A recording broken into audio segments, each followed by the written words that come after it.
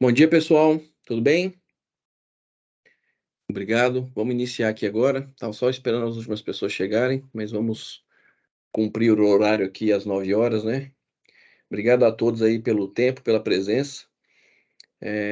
Eu me chamo Felipe Roque, sou gerente de produtos, tomo conta da unidade de negócios de VMware aqui na Ituan.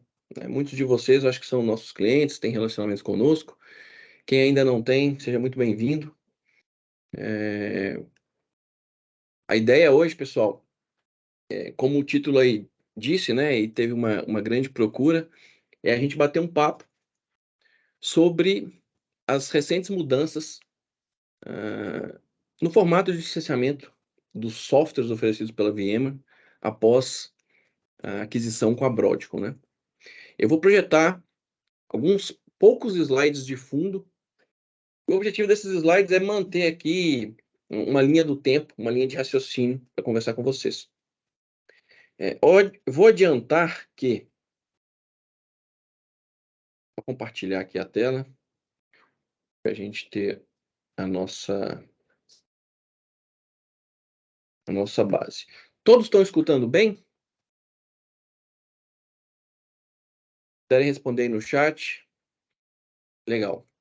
A Atena está comigo aqui, está me auxiliando nesse webinar, então ela vai ficar atenta ali ao chat e eu vou fazer algumas perguntas aí para a gente interagir e eu ter um feedback de vocês, tá bom? Então vamos lá, pessoal. Eu preparei um pouco assim, até um pouco do histórico, né? Muitas coisas foram postadas publicamente na mídia, mas existem várias fontes de informação e eu separei aqui uma linha do tempo para a gente conversar, né?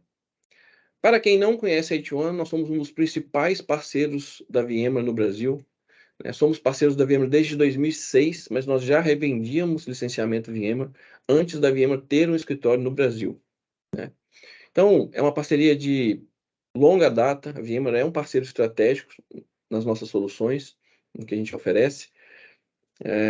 Então, a gente tem aí uma proximidade muito grande como parceiro, e aí eu vou tentar trazer um pouco de esclarecimento. Muitas das dúvidas de vocês, né, dúvidas genéricas, eu vou tentar, que endereçam a todos, eu vou tentar responder aqui, mas dúvidas que a gente tem aqui no chat, no histórico, que eu não consegui endereçar, que seja um caso específico de cada situação, de cada cliente, a gente vai entrar em contato, se vocês quiserem, posteriormente, para ajudá-los a eliminar essas dúvidas. Já ressalto, né, faço um disclaimer aqui inicial que algumas não existem respostas ainda nesse processo de transição. Mas a ideia é nos colocarmos como facilitadores aí para vocês nesse processo, tá bom? Estão vendo minha tela? A apresentação está passando aí direitinho? Beleza. Então vamos lá, vou falar um pouquinho rapidamente da Broadcom, né? Um pouco do histórico da aquisição. Isso não é de agora, né? Agora foi completada essa aquisição. O que foi anunciado em relação a esse modelo de transição, né, de licenciamento perpétuo, esse movimento, como que ele tem acontecido, um pouco do que a VMware, né, agora a VMware by Broadcom, né, divulgou sobre essa simplificação de portfólio, e a gente vou tentar responder algumas perguntas aqui no final. Tá bom, pessoal? Hoje a gente tem aqui praticamente 1 hora, então é uma introdução a esse assunto. Pessoal, a Broadcom é um gigante, né, no mundo de TI, muito voltado historicamente a hardware, né, produtora de semicondutores. A Broadcom já fez mais de 40 aquisições na sua história. Então, ela tem um grande histórico de aquisições e de fusões, né? É uma empresa que investe muito em pesquisa e desenvolvimento, né? E tem uma grande receita anual em todas as áreas que ela se propõe a atuar. Qual que foi a ideia da Broadcom, né, com essa aquisição? Em maio de 2022, ou seja, 1 ano e meio praticamente após anunciar a finalização do processo de aquisição, a Broadcom anunciou publicamente uma intenção de comprar a VMware. Para quem lembra, a VMware era uma empresa da AMC. Quando a Dell comprou a AMC, né, a VMware virou uma empresa do grupo da Dell. É...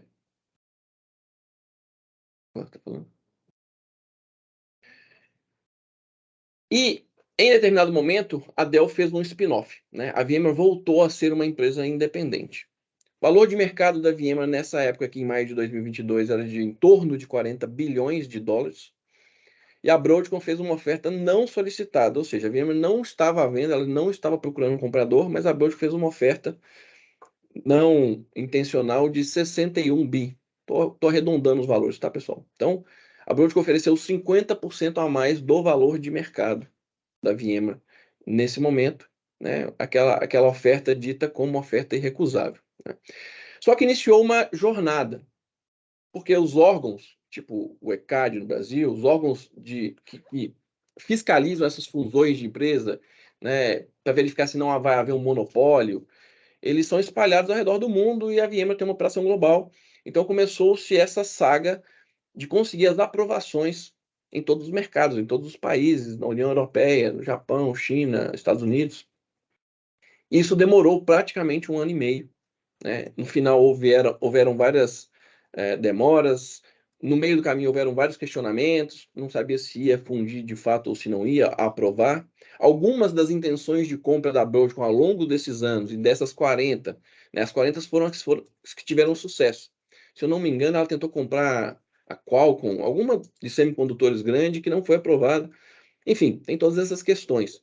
Mas o que eu queria é, pontuar é que esse processo, desde colocar a intenção de compra e o anúncio da finalização, né, que é o que vem a seguir. A Broadcom anunciou dia 22 de fevereiro de 2023, né, a finalização do processo em todos os países. E aí, em todas essas fusões ou essas aquisições, existem aí essas mudanças, né? A nova, quem está comprando, né, obviamente vai ter uma estratégia nessa compra e precisa fazer principalmente algumas adequações de custos, né, para que o negócio se torne viável. Houveram diversas mudanças de pessoas, de times, de reestruturação, unificação de time de vendas do time comercial da Broadcom com o time comercial da VMware. Mas do ponto de vista que eu vou focar aqui, né, de produto, a VMware ela anunciou que a Broadcom anunciou que com a VMware, primeiro voltar um ponto aqui, né? Quando ela anunciou, e aí eu vou compartilhar esses links todos com vocês, quem quiser se inteirar, né? Quando ela anunciou sua intenção de compra, a Broadcom já tinha uma unidade de software, né? Broadcom Software Group, e ela anunciou que essa unidade iria operar debaixo da brand VMware, né? Unificando toda a operação de software. A Broadcom é um grande fabricante de semicondutores e querendo entrar, né? Querendo ter soluções corporativas enterprise de software para compor o seu portfólio. Ela então compra a VMware, né, em todo esse momento de destaque. E aí ela diz que todo o portfólio de software vai operar debaixo, né, da brand VMware, VMware by Broadcom. Com isso, a estratégia que a Broadcom anunciou foi que ela iria se desfazer de algumas unidades de negócio. E aí ela anunciou que Carbon Black, enquanto produto, e toda a unidade de negócios de End User Compute saiu debaixo da brand VMware e virou uma unidade de negócios independente respondendo à Broadcom.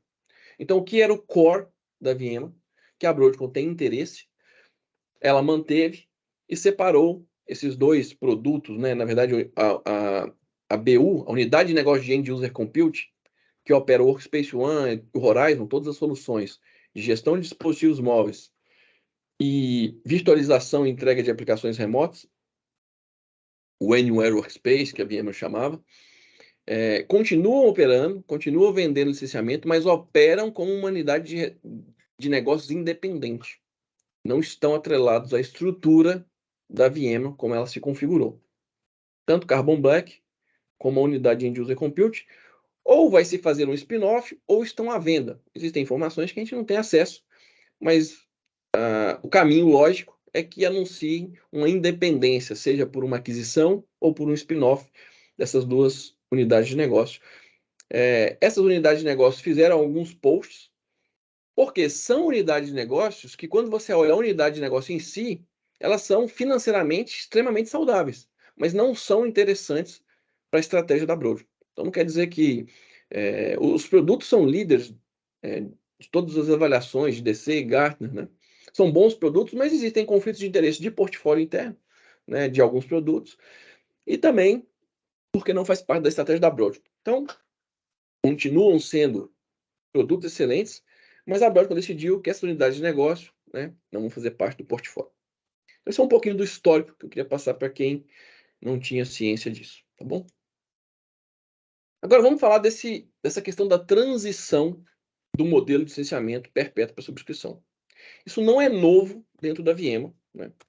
Desde 2021, a VMware começou a adicionar o modelo de licenciamento de subscrição para alguns produtos. Na verdade, antes de 2021, muito antes de 2021 já começou a existir, mas os modelos coexistiam. Se você quisesse comprar uma solução do Horizon View, por exemplo, você podia escolher na modalidade de subscrição ou na modalidade perpétua, licenças perpétuas, mais suporte ao produto. Mas desde 2021, o que eu queria dizer com isso aqui é que esse movimento de só transacionar licenças, ou os clientes só poderiam comprar licenças de determinados produtos na modalidade de subscrição, isso já começou em 2021.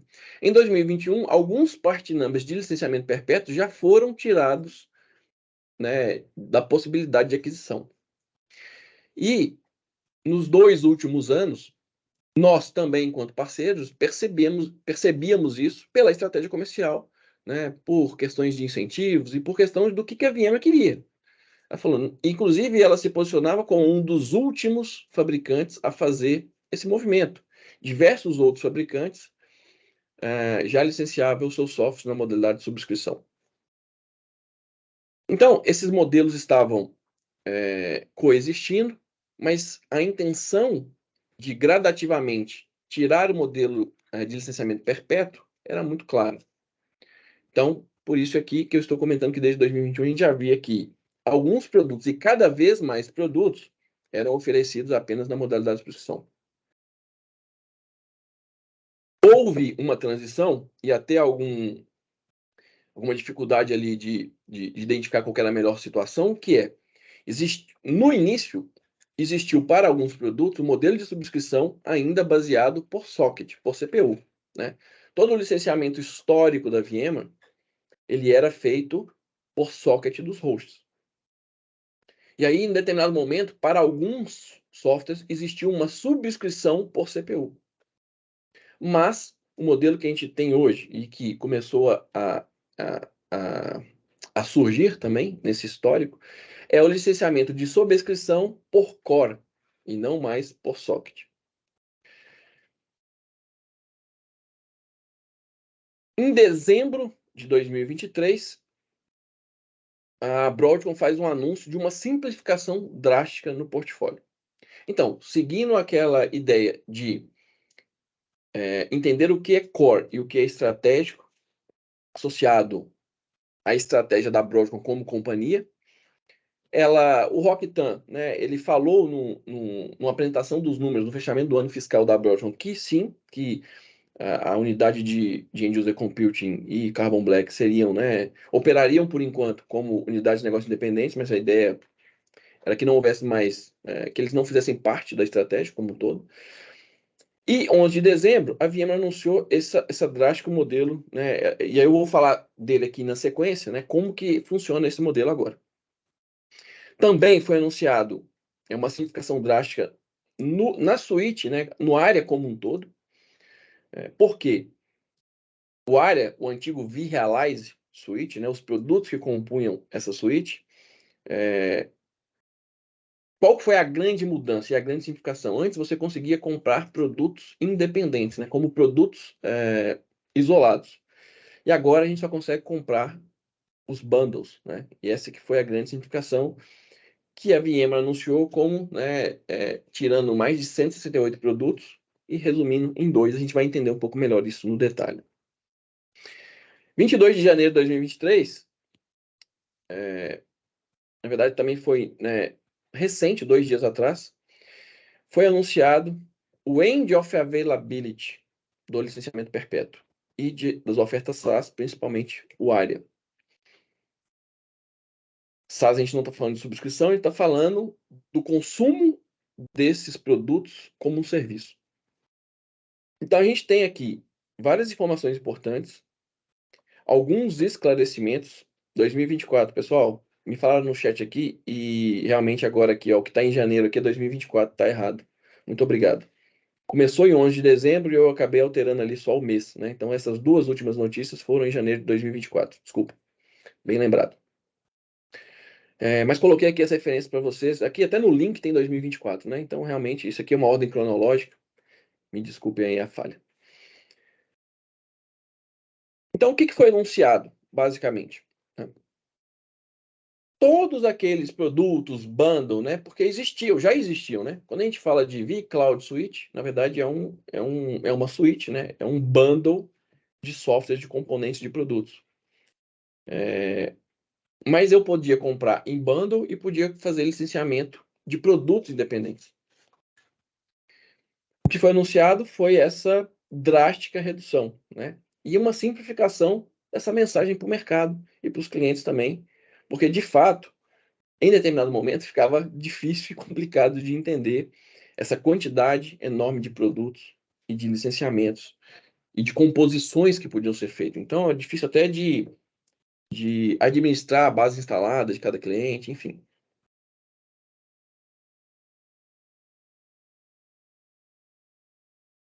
Bom, o que foi anunciado então? 168 produtos dos mais diversos nomes, suítes e bundles disponíveis. Agora, a gente simplifica para apenas 2 produtos. Quais são esses produtos? VMware Cloud Foundation e VMware vSphere Foundation. Esses 2 produtos, na verdade, são bundles, né? Dentro deles existe uma composição de componentes, de subprodutos, né? De produtos, na verdade, que formam o bundle. E com a possibilidade de todo o resto de funcionalidades que eu posso agregar a esses 2 via add-ons. Tá? Esses são os 2 principais produtos. E a gente pode ver aqui embaixo que existem outros 2 produtos complementares para ambientes menores, que ainda é o vSphere Standard e o vSphere Essentials Plus. Então eu vou começar quebrando esses 2 produtos mais simples, para ambientes bem menores, e aí depois nós vamos falar dos 2 principais produtos, que é o VM Cloud Foundation e o vSphere Foundation. Bom, o VMware vSphere Standard, então, o que ele é composto? Né? Apenas do vCenter Standard e do vSphere Standard, tá? Com suporte de produção. Isso aqui é um outro ponto importante, e aí a gente tem várias pequenas nuances. Antigamente, existia um suporte basic. O cliente poderia comprar uma licença perpétua e ter um suporte basic, que é um suporte 8x5. E o suporte premium, advanced, era o suporte 24x7, que era, na verdade, o production support, né? Não existe mais a modalidade de basic support em todos os produtos ofertados. Então, vocês vão ver que para todos os componentes dos 4 bundles é o production support. Tá? Para esse pacote, o que eu consigo colocar de add-on? Apenas o SRM, que é o Site Recovery Manager, o VCDR, né, que é a oferta do VMware Cloud Disaster Recovery, e a oferta de VMware Ransom Recovery, que funciona em conjunto, né, com o VCDR. Então, simplificou e também não só simplificou, mas também assim, agora eu tenho limitações de que tipo de add-on eu posso colocar. Eu não posso mais, por exemplo, pegar um ambiente desse de vSphere Standard e colocar um área Operations Enterprise ou Advanced. Que, por exemplo, eu poderia fazer no passado. Tá? Um outro ponto, e assim, que gera muita dúvida, é o seguinte. Eu posso continuar usando, e aí eu vou fazer alguns parênteses aqui de acordo com o que eu for lembrando aqui dos assuntos, tá, pessoal? E algumas dúvidas frequentes. Eu posso continuar usando o meu licenciamento perpétuo, porque ele é meu? Sim, uma vez que você adquiriu, o nome já diz, um licenciamento perpétuo, ele é seu, né, eternamente.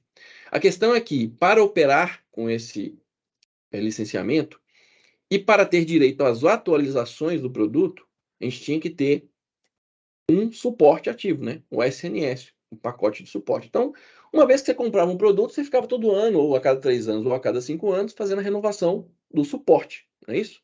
Uma vez que você tivesse o suporte ativo, você tem direito a entrar em contato com o fabricante, abrir um chamado, né? Correções de bugs, e também você tem direito, nesse período, a fazer upgrade do seu software. Então, você está lá no VSphere 6, lançou o VSphere 7, você pode ir lá e fazer o upgrade das suas chaves, e agora o seu licenciamento perpétuo que você comprou o VSphere 6, ele vira um licenciamento perpétuo VSphere 7.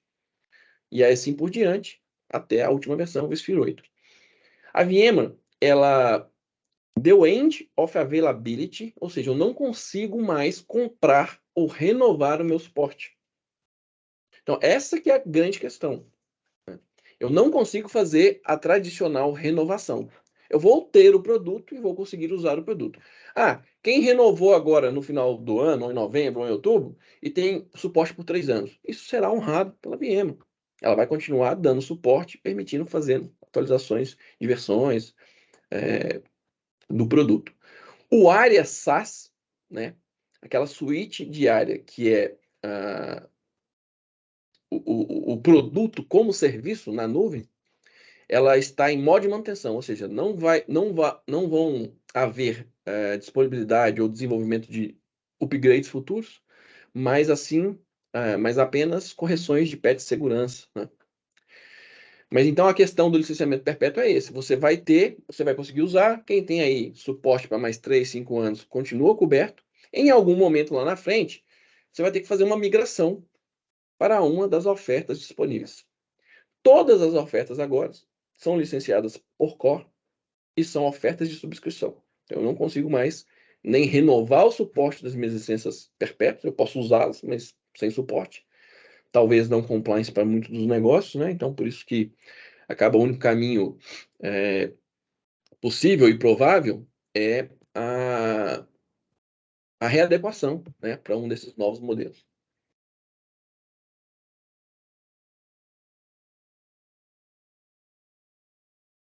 Bom, eu também tenho o vSphere Essentials Kit, né, que é um licenciamento para ambientes menores ainda, limitados a 96 cores e 3 hosts. Mesma coisa aqui do vSphere Standard, né? A diferença é que o vSphere Standard eu posso licenciar quantos cores eu quiser, e também os mesmos add-ons eu posso licenciar para essa modalidade aqui. Bom, agora vamos entrar lá nos dois pacotes principais, né? O VMware vSphere Foundation. Nesse caso aqui, eu já estou entrando com um pacote aqui, ó, de vCenter Standard, vSphere Enterprise Plus com Tanzu Kubernetes Grid. Então agora eu já tenho nativamente a possibilidade de rodar Kubernetes e VMs dentro do meu ambiente. Não preciso licenciar o Tanzu separadamente, né? E aí eu tenho o vCenter, o vSphere, que é o XZ, né? E o vSphere com Tanzu, que é o Tanzu Kubernetes Grid, é o meu runtime de containers. Também nesse pacote eu tenho o Area Suite Standard, né, com esses 3 componentes: o Lifecycle, o Area Operations e o Area Operations for Logs. É a nomenclatura nova dos produtos. E eu tenho também o vSAN Enterprise. E aí, aqui entra uma questão, porque o vSAN ele vai ser licenciado por capacidade /core, tá? Isso eu não vou entrar no detalhe hoje, mas a gente pode entender isso aqui um pouco mais a fundo, mas basicamente eu vou ter que licenciar o meu cluster por capacity para vSAN, não só por core ou por CPU como era antigamente, tá bom?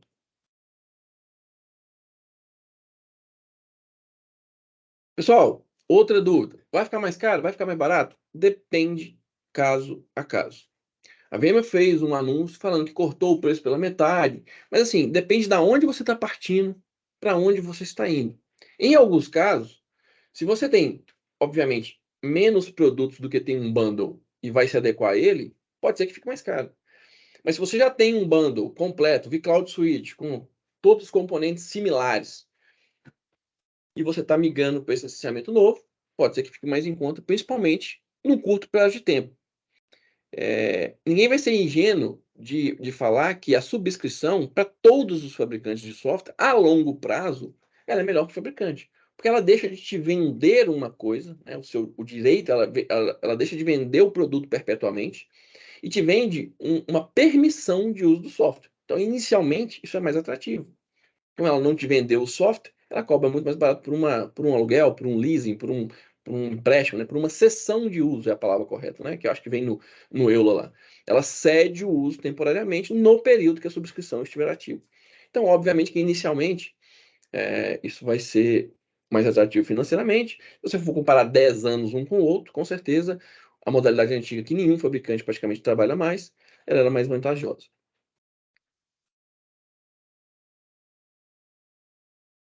Podemos enviar, não tem problema não. A gente tem na sequência a gente fecha a apresentação e manda, tá bom?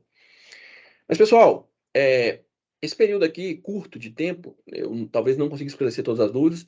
Como eu falei, relembrando, muita gente entrou. Não temos todas as respostas ainda, né? Nem a VMware tem todas as respostas ainda. A gente quer nos colocar como um canal aberto à disposição para intermediar, né, essa jornada com vocês. Todo mundo, em algum momento, seja agora esse ano, seja ano que vem, seja daqui 3 anos, quem renovou o suporte agora, 5 anos, vai precisar em algum momento passar por isso, né? E aí, no final, eu tenho algumas dicas, né, de como a gente pode proceder nesse momento aqui para iniciar esse estudo, tá bom? Bom, para o vSphere Foundation, eu tenho todos esses add-ons, né? Então aí sim eu tenho eu posso adicionar, né, capacidade no meu vSAN, eu tenho o Site Recovery Management, eu tenho as, as funcionalidades, algumas aqui, né, do antigo NSX. Agora o NSX foi dividido em VMware Firewall e VMware Load Balancer. O nome NSX agora, né, não aparece. Mas eu consigo também subir toda o meu stack de containers, né, com adicionais aqui de Tanzu, tanto para o time de desenvolvimento de aplicações, como para o time de operação, como o Tanzu Mission Control, né, que gerencia aí toda a parte dos clusters, dos pods, disponibilidades e tudo mais. Bom,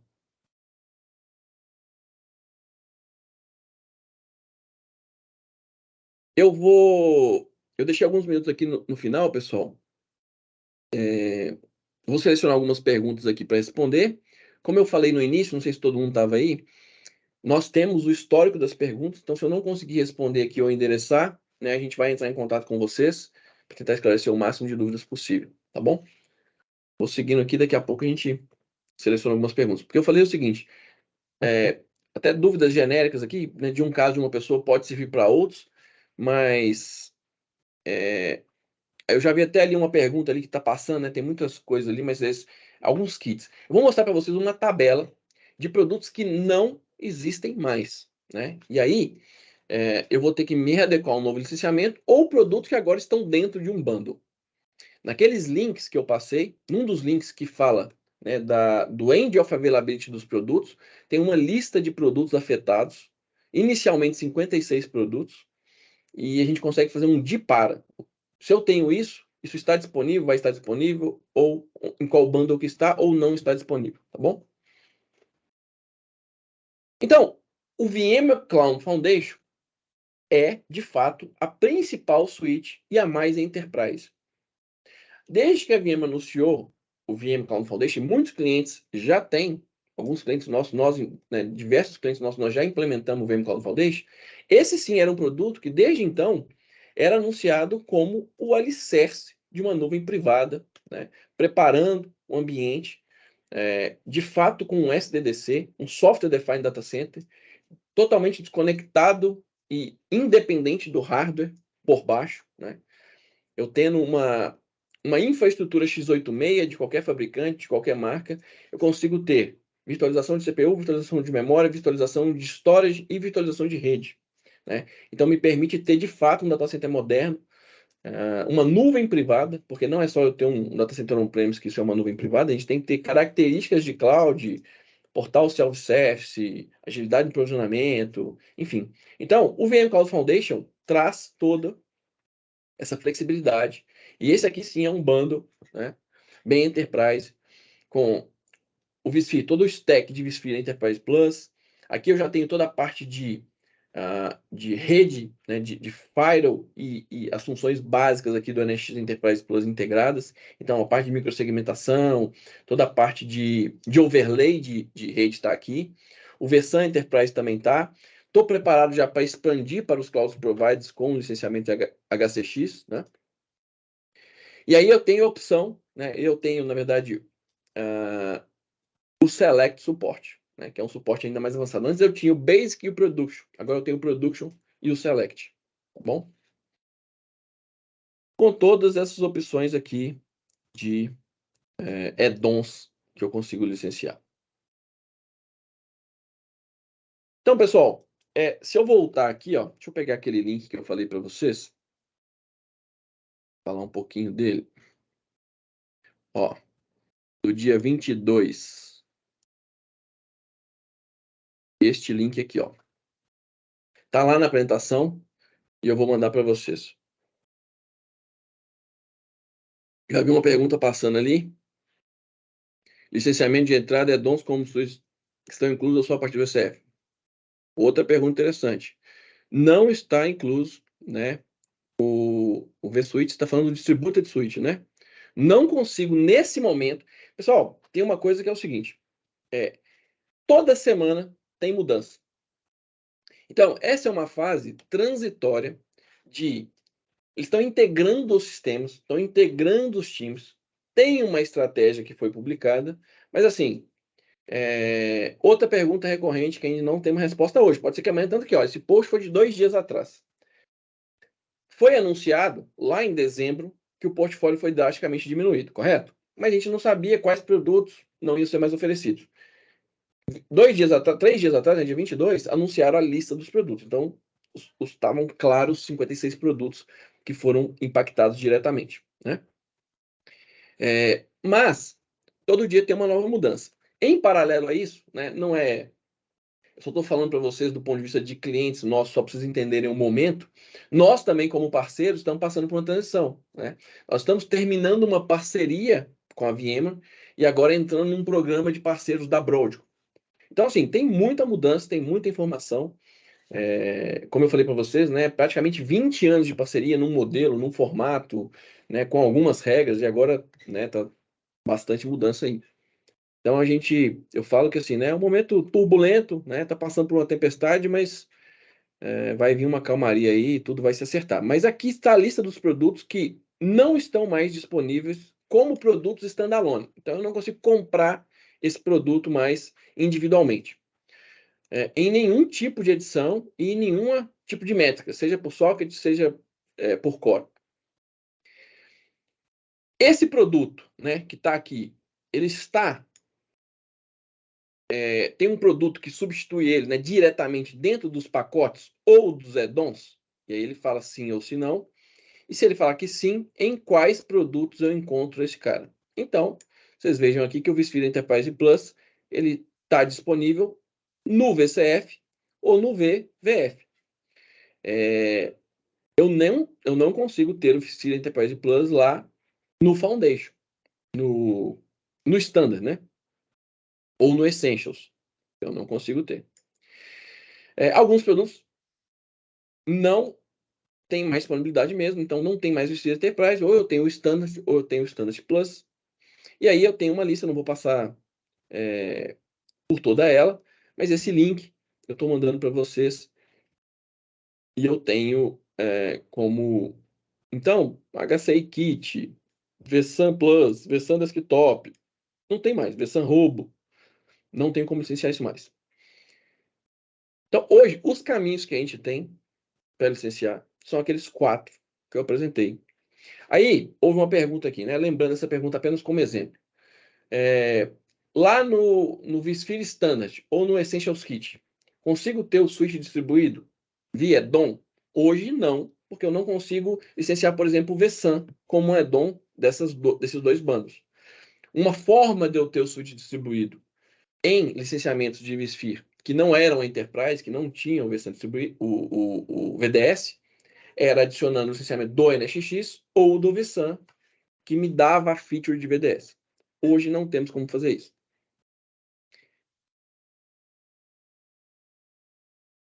Vamos voltar lá. Bom, beleza. Então, é isso que eu queria falar para vocês, né, como um recap de tudo que aconteceu. E vou selecionar aqui algumas perguntas para... Então, ó, legal essa pergunta aqui. Deixa eu ver de quem que é. Tira... bom, não tem o nome. A VMware vai fazer um acordo com quem tem licenciamento perpétuo? Hoje não tem um programa de trading. Chamarei de acordo, né? Mas um programa de trading. Porque, na verdade, é o seguinte. Quem tem licenciamento perpétuo? Ela não vai renovar o suporte. Enquanto ela renovou o suporte, ela te atendeu, né? O licenciamento perpétuo continua. Mas ela mudou a forma de licenciamento. Não vai ter mais como. O que ela pode anunciar e que não está claro, mas que houve entre linhas, é um programa de Bring Your Own License, por exemplo. Hoje, nas soluções VMware, nos principais hyperscalers, né? Então, se eu quiser usar o meu switch VMware dentro da AWS, dentro do GCP, dentro da OCI, dentro da Azure, eu não conseguia trazer as minhas licenças, né? Então, isso ela já falou, não tem as regras, não sabe como vai fazer ainda, mas muito provavelmente o meu licenciamento eu vou poder usá-lo ele, né? Tanto no on-premise quanto nos hyperscalers. Programa específico,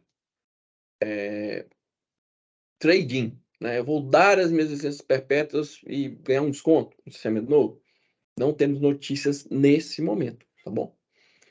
E aí, pessoal, vai haver vários casos, por isso que eu falei que é individual, a gente precisa sim entender as features, e aí a gente pode apoiá-los, que é entender o que a gente pode fazer então de ação. A primeira ação que a gente recomenda, primeiro, existe um KB, né, que é um KB que instrui a gente a rodar um script PowerShell, que vai no meu ambiente e fala exatamente o que eu tenho de cores e de espaço, se for o caso de um ambiente hiperconvergente com vSAN, o que eu preciso licenciar.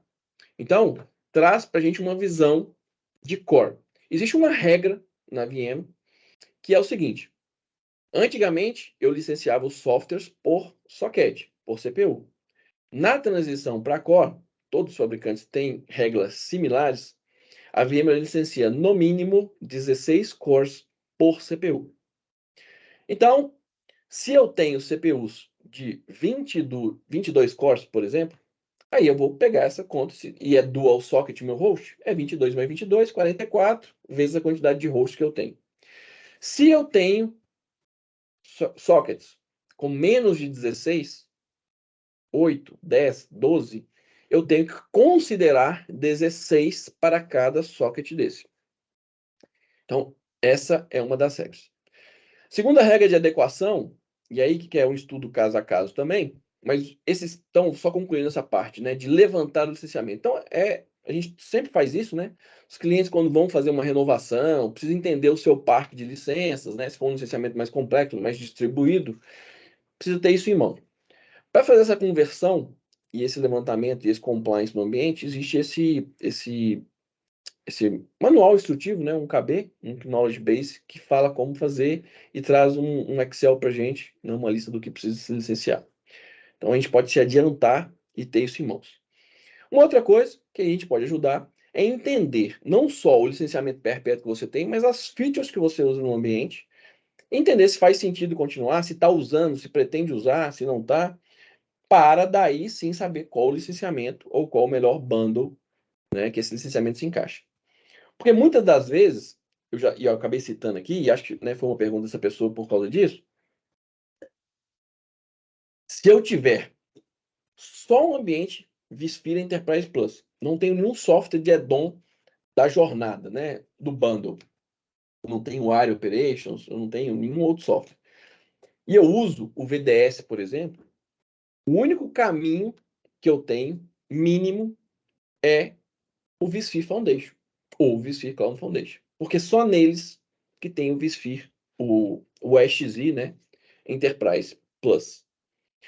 Então, muitas das vezes, uma feature pode fazer com que eu acabe entrando num bundle, e a ideia da VMware é que a gente tire melhor proveito desse bundle que está sendo oferecido, né? Então foi pensado em bundles no Foundation, né? Um bundle inicial, mas que eu já tenho ali todo o poder do Operations. Quem usa Operations sabe o quanto de visibilidade, de insight, e até de economia e eficiência operacional que isso traz para o ambiente. Então, a VMware já está empacotando, né, em casos de uso bastante específicos. Então, sim, em algumas situações a gente vai ter que cair num bundle e às vezes e aí provavelmente o meu licenciamento ficaria mais caro do que é hoje. Sim. Por outro lado, se eu estou num licenciamento mais top, pode ser que o meu licenciamento fique até mais interessante do ponto de vista financeiro. Mas não temos outras opções, tá, pessoal? Essentials Plus Kit, né? Não, somatória de todos os hosts, se eu não me engano. Boa pergunta. 2 sockets, 16, 32. Tá considerando o licenciamento mínimo de 16 cores. Então são para os 3 hosts, tá? 96 cores. Um dia tem um ambiente com 600 cores de produção e cores de desenvolvimento e homologação. Posso licenciar o VCF para produção? Tá, tem uma pergunta aqui, pessoal. Tem um ambiente com 600 cores. Eu vou pegar algumas aleatórias, tá, pessoal? Ambientes específicos a gente vai tratar, como eu falei, a gente vai ajudar todo mundo, mas posteriormente a nossa sessão. Então, aqui, ó, um ambiente hipotético aqui: 600 cores de produção e 200 cores de desenvolvimento e homologação. Posso licenciar o VCF para produção, que tem 300 teras, e homologação, que tem 100 teras? Bom, eu entendi que se for o mesmo licenciamento. Não, vamos lá. Se for o mesmo cluster, na verdade, tanto faz. Você tem 400 teras. Aí vai ser uma divisão lógica dentro do seu cluster do que é recurso de produção, o que é recurso de desenvolvimento, tá?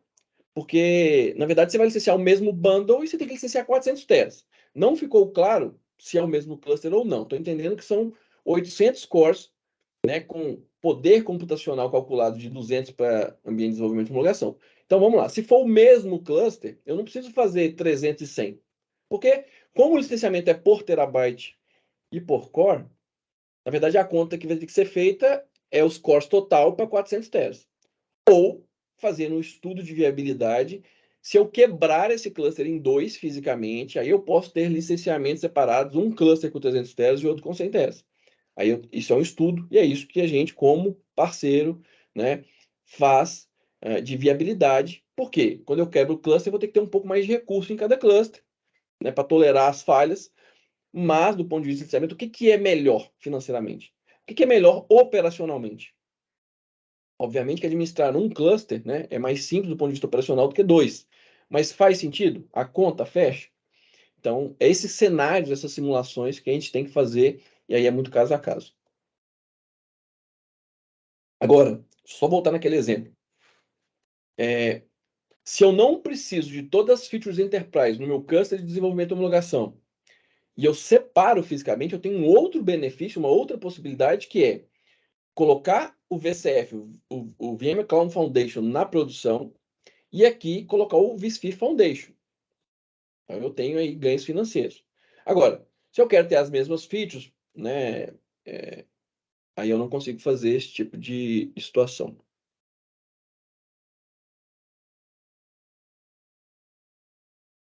Acho que é o mesmo que eu respondi, né? O VDS, isso eu respondi. VSAN vai ser licenciado por Capacity. Poderia entrar isso depois?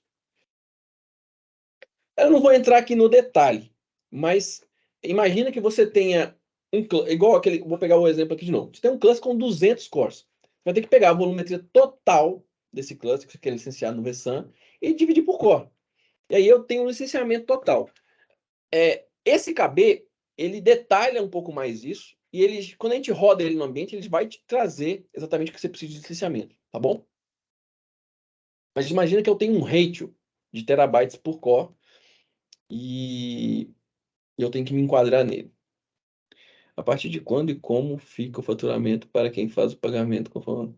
Cara, VCPP é um outro programa, né? Eu, apesar de a gente ter um pouco de conhecimento, nós hoje não somos VCPP, então eu não vou entrar nesse tema, né? VCPP é um programa para provedores, né? E todos os programas da VMware estão passando por mudanças. Não só o nosso, de parceiro, mas também os programas do tipo VCPP. O VCPP é um subprograma do MSP, né? É um programa de Managed Service Providers, né? Então, quando eu eu entrego infraestrutura as a service para os meus clientes finais, e aí o licenciamento é feito uma medição de uso todo mês, né? E aí eu tenho um pagamento, uma bilhetagem de licenciamento. Isso aí, alguém que seja um VCPP vai poder explicar melhor, tá bom? Mas sim, está havendo programas em todas as esferas. Não só de parcerias, vamos dizer assim, de licenciamento tradicional, né? É um outro caminho, é um outro programa de parceria, vamos dizer assim, o VCPP e o MSP como um todo.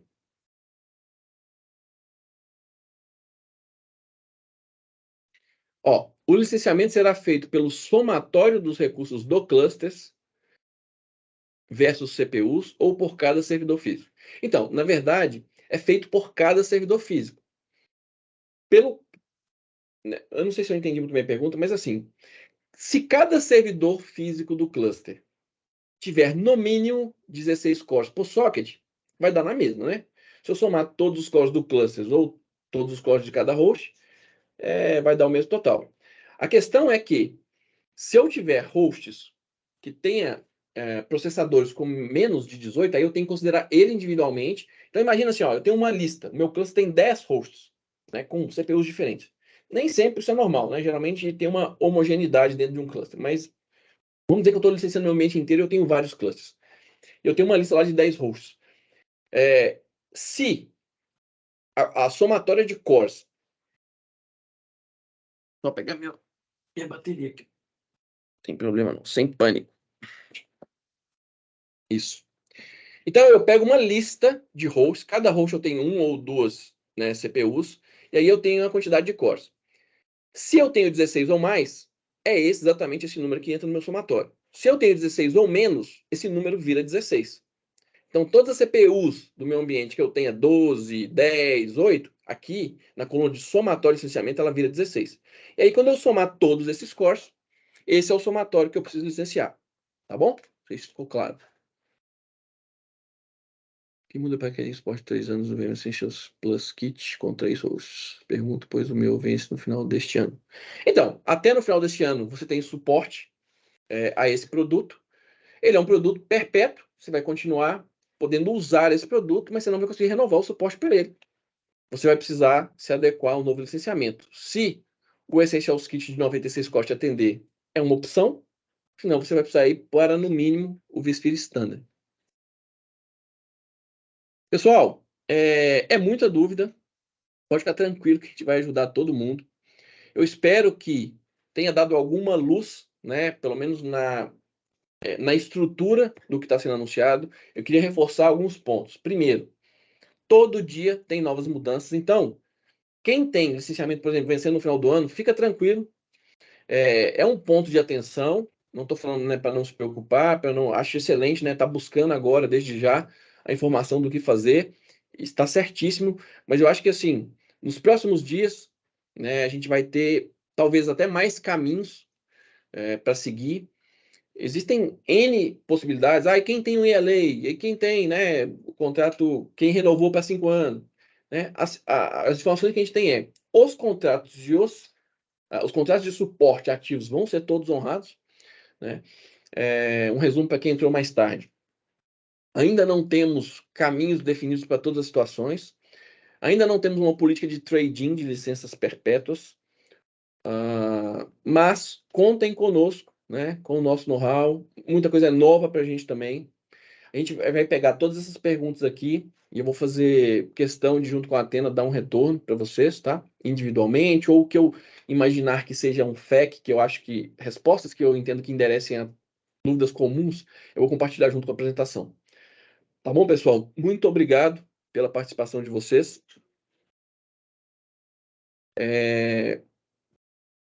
Concluindo, estamos à disposição. A IT1 não trabalha só com VM, né? Temos uma equipe altamente capacitada de serviços para apoiá-los aí nas demandas, VMware, Oracle, Dell, Backup, né? Temos serviços gerenciados. Então, assim, contem conosco. Vocês vão receber novos convites para webinars futuros. Fiquem ligados. Tendo novidades, eu volto com vocês, tá bom? Muito obrigado, pessoal. Valeu.